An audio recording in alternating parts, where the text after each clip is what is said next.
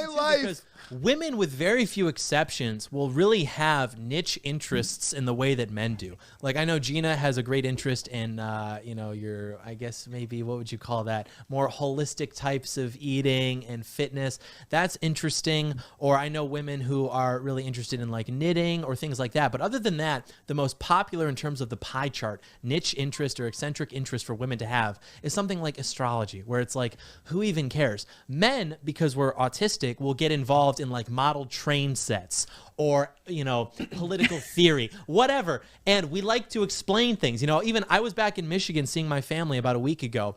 And I know as a man that there is no greater pleasure in the world than being able to explain something that you are fixated on to other people. So I was at my uncle's house. He was showing me this crossbow that he got. It was, what is it? I forgot the name of the manufacturer. It's an R10 for those who are hunters. He's showing me this $1,200 crossbow, and he's explaining how it works. And literally, just to humor him, I was like, wait a minute, so the safety returns automatically after you fire the bolt?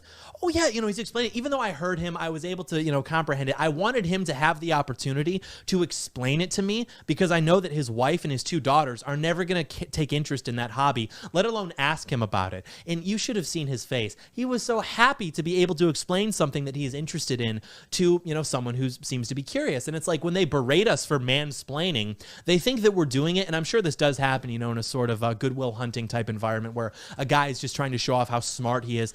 Fuck that guy. But typically when men do that, it's because we'd like to. Nothing brings us greater joy than to just explain things. And you should let us have that and stop bitching, okay?